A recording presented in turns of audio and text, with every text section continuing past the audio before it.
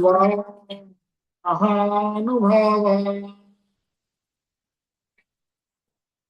श्रेयो भक्तुं भक्ष्यमपीह लोके हत्वार्थकामास्तु गुरूनिहैव भुञ्जीय भोगार्थिरा प्रदीप्तान्। इस श्लोक का अनुवाद एवं तात्पर्य श्रील प्रभुपाद के द्वारा। श्रील प्रभुपाद की जय। ऐसे महापुरुषों को जो मेरे गुरु है उन्हें मारकर जीने की अपेक्षा इस संसार में भीख भीख मांगकर खाना अच्छा है। भले ही वे सांसारिक लाभ के इच्छुक हो, किंतु है तो गुरुजन ही। यदि उनका वध होता है तो हमारे द्वारा भोग्य प्रत्येक वस्तु उनके रक्त से शमी होगी। तो यहाँ पर अर्जुन अपना तर्क दे रहे हैं भगवान श्री कृष्ण को। तात्पर्य हम लोग पहले पढ़ लेते हैं, उसके बाद फिर चर्चा करते हैं। तात्पर्य, शास्त्रों के अनुसार ऐसा गुरु जो निंद्य कर्म में रत हो और जो विवेक शून्य हो त्याज्य है। दुर्योधन से आर्थिक सहायता लेने के कारण भीष्म तथा द्रोण उसका पक्ष लेने के लिए बाध्य है। यद्यपि केवल आर्थिक लाभ से ऐसा करना उनके लिए उचित न था। ऐसी दशा में वे आचार्यों का सम्मान हो बैठे थे, किंतु अर्जुन सोचता है कि इतने पर भी वे उसके गुरुजन हैं, अतः उनका वध करके भौतिक लाभों का भोग करने का अर्थ होगा रक्त से शमे अवशेषों का भोग। तो यहाँ अर्जुन अपना तर्क दे रहे हैं। जब भगवान श्री कृष्ण और अर्जुन अर्जुन जब बोले कि मेरा रथ को दोनों सैन्यों के बीच में लेकर चलिए, पहला अध्याय के 23वें श्लोक में उसमें अर्जुन बोले थे कि हे अच्युत, मेरे रथ को लेकर चलिए, मैं देखना चाहता हूं धार्तराष्ट्र दुर्विद्धे युद्धे प्रिय चिकीर्षव यावत एतान निरीक्ष्य हम युद्ध कामान अवस्थिता। यहाँ युद्ध करने के लिए कौन कौन आया है मैं देखना चाहता हूं। तो अर्जुन के अर्जुन जब रिक्वेस्ट किए भगवान को, तो भगवान ने क्या किया, ये अपने बात को लेकर गए। कहाँ लेकर गए? जहां भीष्म द्रोण प्रमुख, भीष्म पितामह भीष्म और अस्त्र गुरु द्रोणाचार्य थे, सामने जाके खड़ा किया। और अर्जुन का जो युद्ध करने का जो इच्छा, वो जो एकदम पूरी तरह से नष्ट हो गया। और हाँ, पहला अध्याय में हम लोग देखे है कि अर्जुन रो रहे थे कि इन लोगों को मारकर मेरे को ये राज्य सिंहासन प्राप्त करना होगा। इससे ये मैं नहीं चाहता हूं कि ये युद्ध मैं करूं। तो यहाँ भगवान तो बोल रहे हैं कि नहीं तुम युद्ध करो, पर युद्ध करने के लिए किसके साथ युद्ध करना पड़ रहा है? गुरुजनों के साथ। तो यहाँ अर्जुन तर्क दे रहे हैं कि गुरु न हत्वा ही महानुभावान। देखिए, ये पितामह भीष्म और अस्त्र गुरु द्रोणाचार्य, कृपाचार्य, इन लोग सिर्फ गुरु ही नहीं है मेरा, इन लोग महानुभावान, महानुभव है। तो गुरु है, महानुभाव है। इन लोगों को मारकर ये युद्ध में विजय पाना, ये क्या है? हाँ? ये रुधिर प्रतिदान। हाँ? रुधिर, रुधिर मतलब खून जो है, इसकी अगर इन लोगों को मारूंगा तो क्या मतलब सारे लोग मर जाएंगे। तो इससे अच्छा है क्या कि श्रेयो भक्तुम भक्षम अपी हो लोके, उस संसार में इससे तो अच्छा है मेरे को ये राज्य सिंहासन नहीं चाहिए।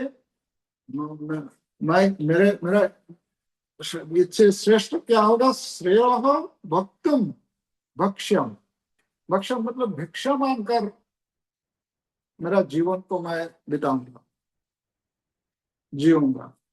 वो सबसे वो श्रेष्ठ होगा।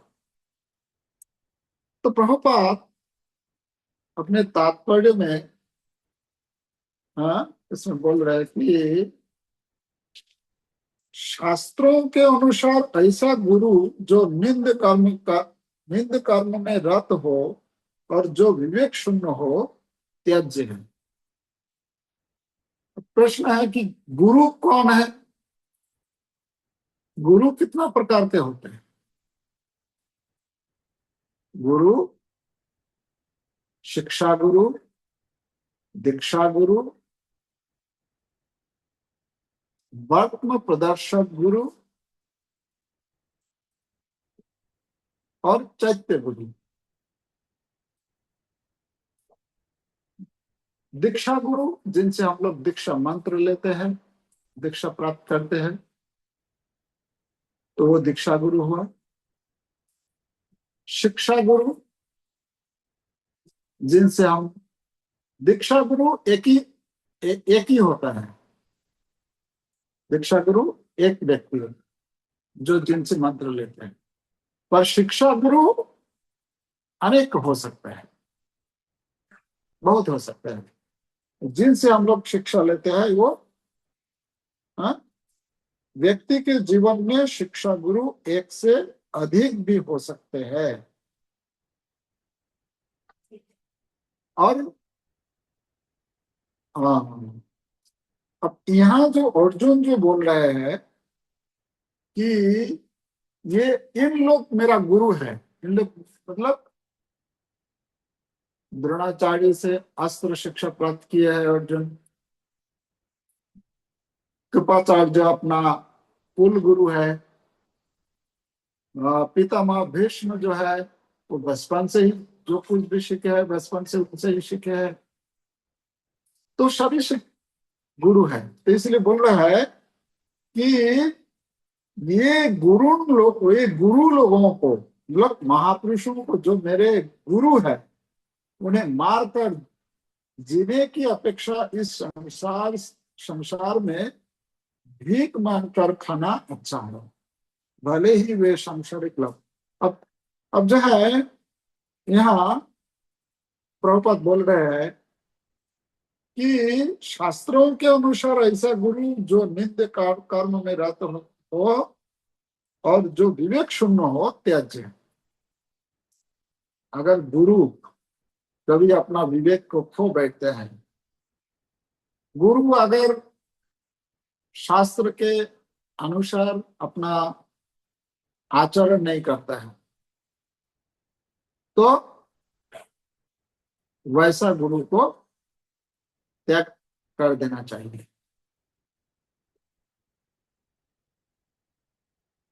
शास्त्र शास्त्र जो बोले हैं कि गुरु सदाचार पालन करेंगे, शास्त्र के अनुसार जो 4 नियमों का वो गुरु पालन करेंगे, हाँ, भगवान का नाम जप करते हैं, गीता भागवत अपना अध्ययन करते हैं, दूसरों को शिष्यों को भी वही सिखाते हैं। तो गुरु का जो गुण है, गुरु अपने मनुष्य जीवन में गुरु का महत्व बहुत इंपॉर्टेंट है, बहुत महत्वपूर्ण है गुरु ग्रहण करना, क्योंकि गुरु की कृपा से ही हम लोग भगवत भक्ति जीवन में आगे बढ़ सकते हैं। बिना गुरु की कृपा, हाँ, हम लोग ये भगवत भक्ति जीवन में आगे नहीं बढ़ सकते। तो गुरु बहुत जरूरी है। हर हर व्यक्ति के लाइफ गुरु ग्रहण करना बहुत जरूरी है, क्योंकि गुरु गुरु हाँ, गुरु का गुरु जो बोलते हैं कि अंधकार से ज्ञान की ओर, प्रकाश की ओर ले जाते हैं गुरुदेव। गुरुदेव दिव्य ज्ञानम जदा दद्यत, तो दिव्य ज्ञान प्रदान करते हैं, और जो हमारे जो पाप है, पाप संशयम, जो पाप को वो जब कोई दीक्षा के समय अपने आत्मसमर्पण कर देते हैं गुरु के चरण में, तो भगवान कृष्ण वो अपना लेते हैं वो जीव को कि आज से ये मेरा है। इसलिए बोलते हैं कि जब किसी व्यक्ति जब दीक्षा लेते हैं, दीक्षा के बाद क्या हो जाता है, वो जो वो जो शरीर है, मतलब शिष्य का जो बॉडी है, पूरा किनका हो जाता है, गुरुदेव कृष्ण का। तो दीक्षा काले शिष्य करे आत्मसमर्पण, সেই काले कृष्ण तारे पड़े आत्मसमर्पण। चैतन्य चरितामृत में बोलते हैं कि जब दीक्षा के समय क्या करता है, शिष्य आत्मसमर्पण कर देता है कि हे गुरुदेव, मेरा जो कुछ भी है ये आज से आपका है, मैं पूर्ण रूप से आपके शरणागत हूँ, आप कृपा करके मुझे इस भव संसार से, भवकूप से, भव सागर से मुझे उठा लीजिए, मुझे मार्ग दिखाइए कि किस प्रकार से मैं इस भवसागर से पार हो जाऊं। तो गुरुदेव क्या करता है, कृष्ण के साथ हमारा संबंध जोड़ देता है ना। तो इसलिए जो 64 जो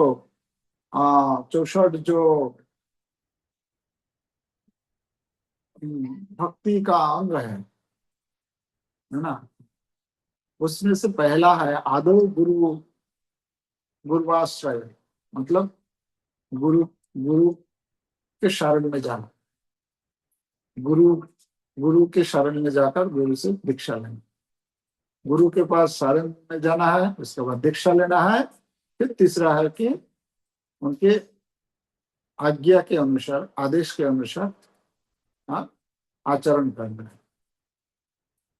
तो गुरु बहुत ही महत्वपूर्ण है हमारे लाइफ में, क्योंकि गुरु अगर हमारे लाइफ में नहीं है तो हम उस संसार से उद्धार पाना हमारे लिए कठिन है। हम अपना भक्ति कर सकते हैं, पर गुरुदेव के अंडर में रहकर हमें भक्ति करनी चाहिए। तो यहाँ बता रहे हैं, अर्जुन बता रहा है कि ये जो इन लोग जो गुरु है, ये अर्जुन जो गुरु बता रहा है, कौन गुरु है, अर्जुन का दीक्षा गुरु कौन है, भगवान श्री कृष्ण है ना? हाँ? पर इन लोग जो है, कौन सा गुरु होगा, कौन सा गुरु होंगे, शिक्षा गुरु। शिक्षा गुरु, किसी से हम कुछ सीखते हैं तो उनको शिक्षा गुरु बोलते हैं। पर बाहर में भी हम लोग जो कुछ भी सीखते हैं उसको भी गुरु मानते हैं ना। जिनसे कुछ हम लोग सीखते हैं तो हमको, नहीं मेरा गुरु तो वही है, वही मुझे सिखाया है, ऐसा हम लोग बोलते हैं। और आध्यात्मिक लाइफ में जो भी भक्ति भक्ति हम लोग कर रहे हैं, अनुशीलन कर रहे हैं, प्रैक्टिस जो करते हैं, तो गुरु के गाइडेंस में रहकर भक्ति करना।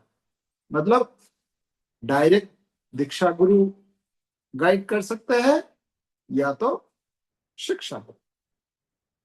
हाँ, शिक्षा गुरु जो भी करते हैं वो भी जो बोलते हैं, और दीक्षा गुरु भी वही बोलते हैं कि भगवान का भक्ति कैसे करना है, वही सिखाते हैं।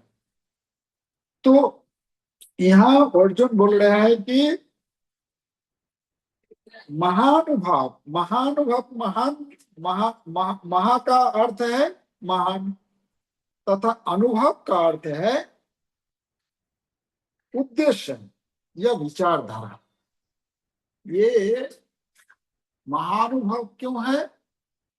नहीं, उनका जो उद्देश्य है, उनका जो विचारधारा है वो महान होता है ना। तो यहाँ हम लोग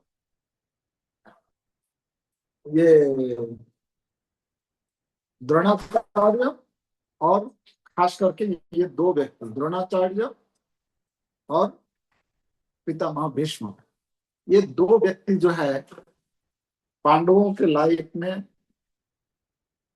मतलब बहुत महत्वपूर्ण थे, महत्वपूर्ण थे वो दो व्यक्ति। और ये दोनों ही पांडवों के प्रति बहुत स्नेह है। इसलिए हम लोग देखे हैं कि दुर्योधन बार बार कंप्लेन क्या करते थे वो, क्या कि पितामह भीष्म और द्रोणाचार्य, आप लोग ये पांडवों के प्रति बहुत स्नेह करते हैं, इसलिए आप युद्ध जो कर रहे हैं, आप मतलब जैसे होना चाहिए ऐसा नहीं कर रहे हैं आप लोग। तो क्योंकि हाँ, इसलिए दुर्योधन महाभारत के युद्ध में बार बार भीष्म और द्रोण के पास जाकर उलाहना देता रहता था कि उनका स्वाभाविक अनुराग पांडवों के प्रति है, इसलिए वे युद्ध में वीरता का प्रदर्शन नहीं कर रहे हैं। क्योंकि पितामह भीष्म का वीरता और द्रोणाचार्य का वीरता जो है दुर्योधन वो जानता था। एक बार की बात है, एक बार उसने भीष्म के पास जाकर कहा, पितामह मैं जो निवेदन कर रहा हूं उस पर ध्यान दीजिए। जब तक आप और आचार्य द्रोण जीवित है तब तक हमारी पराजय संभव नहीं है। अवश्य ही आप और आचार्य द्रोण पांडवों पर कृपा दृष्टि रखते हैं, इसलिए हमारी सेना पराजित हो रही है और आप दोनों को किसी प्रकार की चिंता नहीं हो रही है। यदि वास्तव में आप इस युद्ध रूप में मतलब संकट में मेरा साथ देना उचित समझते हो तो आप अपने पराक्रम के अनुसार युद्ध कीजिए। मतलब बोल रहे हैं कि अपना जो जितना समर्थ है आप पूरी तरह जो ताकत लगाकर युद्ध नहीं कर रहे हैं। तो ये जब जब द्रोणाचार्य बोला तो पितामह भीष्म हंसते हुए बोल रहे हैं कि देखो, हंसते हुए और क्रोध दोनों ही, मतलब बाहर में हंसते हुए वो हंसी दिखा रहे हैं और अंदर से बहुत क्रोधित होकर पितामह भीष्म बोले कि मैं एक दो बार नहीं तुमको अनेकों बार मैंने तुमसे यह सत्य और हितकर बात बताई है कि इंद्र के सहित संपूर्ण देवता भी पांडवों के युद्ध में नहीं जीत सकते हैं। ये पांडव इतना पराक्रमी है कि इंद्र सारे देवताओं को लेकर आकर अगर युद्ध करेंगे तब भी ये पांडवों को हरा नहीं सकता।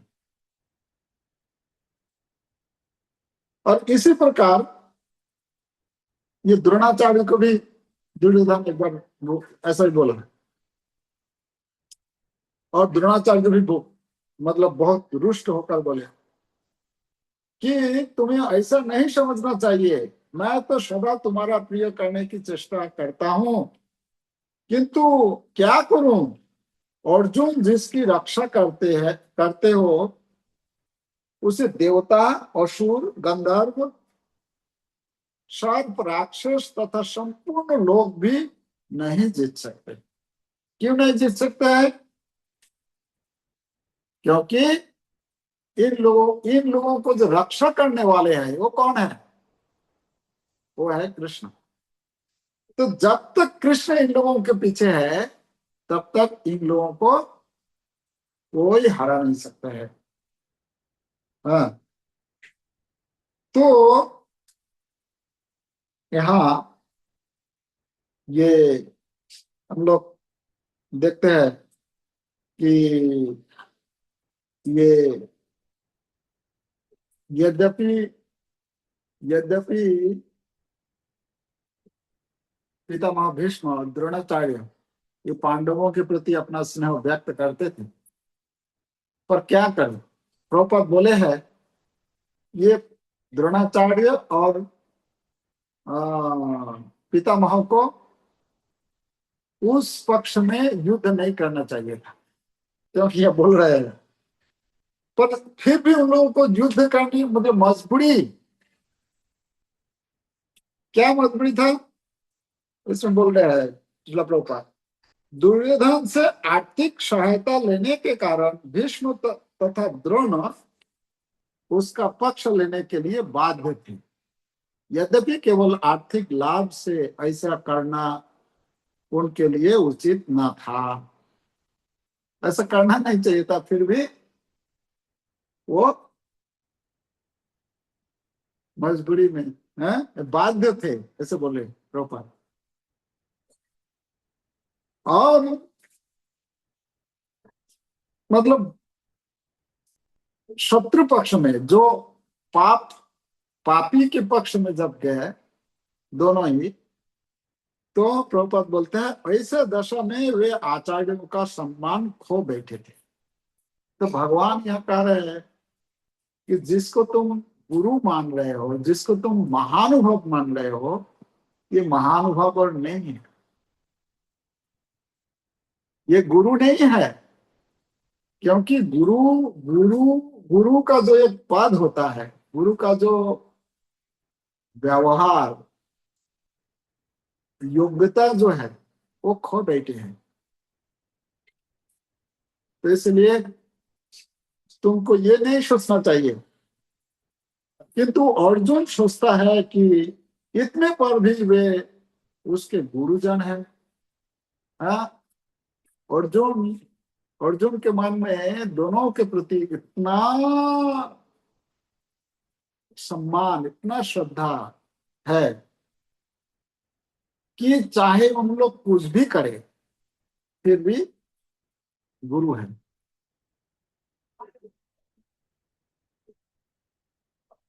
अतः उनका वध करके भौतिक लाभों का भोग करने का अर्थ होगा रक्त से सने अवशेषों का भोग।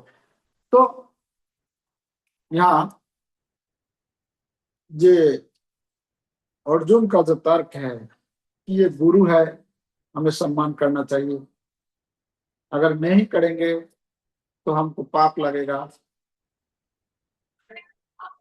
अब हम लोग आगे देखें, अर्जुन जो बोल रहे हैं कि ये दोनों महानुभाव है, पितामह भीष्म और द्रोण, हम लोग महाभारत में देखते हैं कि हाँ, सच में ये दोनों महानुभव थे। क्योंकि जिस समय दुर्योधन श्री कृष्ण को बंदी बनाना चाह रहा था, वो जब भगवान श्री कृष्ण शांति दूत बनकर गए थे हस्तिनापुर में, तो शांति दूत बनकर गए और इधर भगवान चाह रहे थे कि युद्ध को रोका जाए, पर ये दुर्योधन इसका जो युद्ध करने का जो हटकारिता है, वो मतलब पीछे नहीं हटना चाह रहा था। तो भगवान कृष्ण को क्या प्लान बनाया दुर्योधन? भगवान श्री कृष्ण को बंदी बनाएंगे। और जब बंदी बनाने के लिए तैयारी किए, जब तैयारी किया तो क्या भगवान श्री कृष्ण ने क्या किया? वहां विराट रूप दर्शन कराया। पर वह सब लोग जो है ये रूप को दर्शन नहीं कर पाए। वहां जैसे द्रोणाचार्य, पितामह भीष्म और संजय और जो ऋषि गण थे, वही लोग भगवान का ये विराट रूप को दर्शन कर पाए।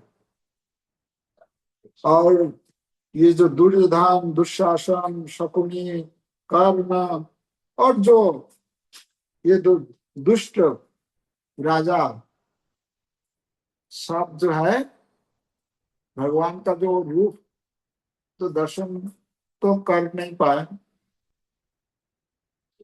अभी तो क्या हुआ, उन लोगों को भगवान का जो जो आ, जो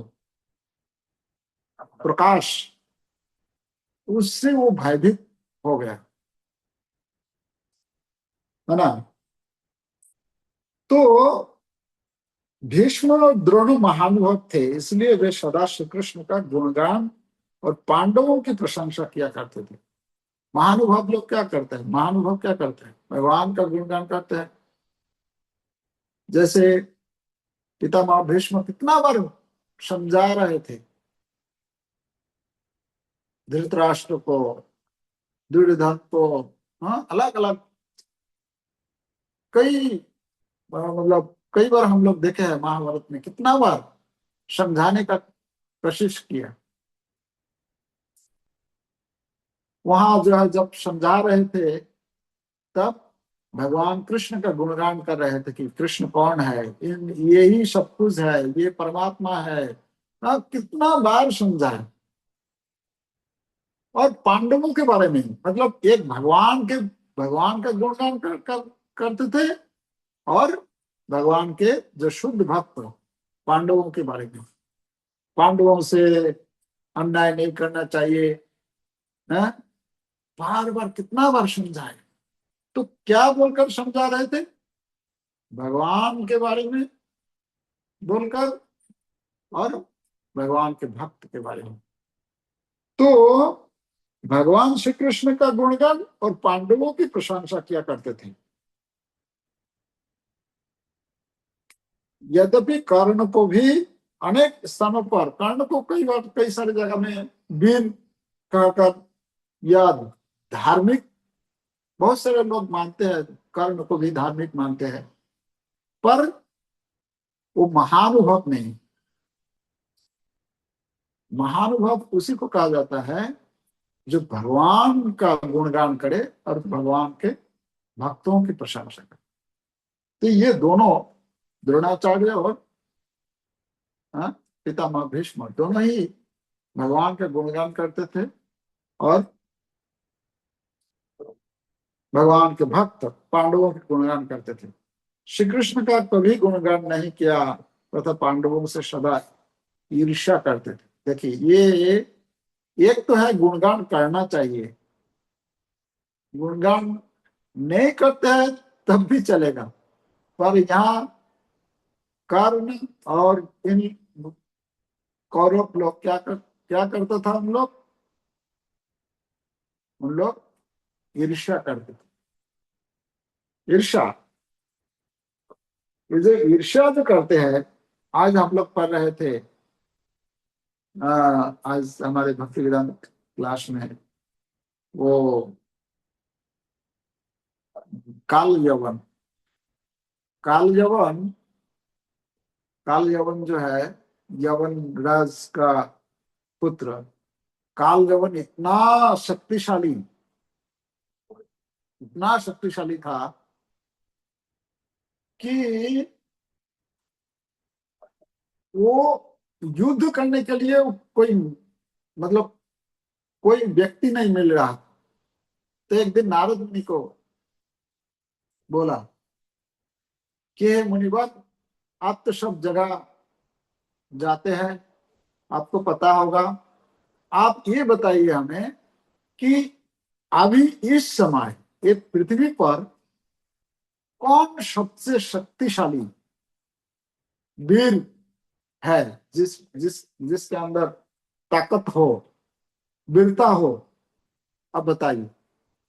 तो नारद मुनि बोले, अच्छा, तुम युद्ध करना चाह रहे हो, तो ऐसा करो, अभी इस पृथ्वी पर मथुरा में जो यादव वंश है, पूरे विश्व भर में अभी वही लोग सबसे ज्यादा शक्तिशाली, ज्यादा सामर्थ्यवान है। तो नारद मुनि भेज दिए और वो कालयवन मथुरा जाके अटैक करना शुरू किया। और भगवान श्री कृष्ण और नारद मुनि से भगवान के बारे में पूरा, मतलब भगवान का बायोडाटा ले लिया है, देखने में कैसे है, कहाँ रहते हैं, क्या करते हैं, क्या पहनते हैं, मतलब एकदम सारी भगवान का डिटेल्स नारद मुनि से ले लिया, क्योंकि कभी देखा देखा नहीं था। तो जब मथुरा जाके पहुंचा, पहुंच के ही देखा कि वो कृष्ण बाहर आ रहे हैं। तो बोले, अरे ये तो ऐसे खाली हाथ में कैसे युद्ध करें। तो काल यवन भी क्या किया, अपना रथ और अपना अस्त्र शस्त्र सब कुछ छोड़कर कृष्ण कृष्ण भगवान के पीछे पीछे भागे, अटैक करने गए। तो वहां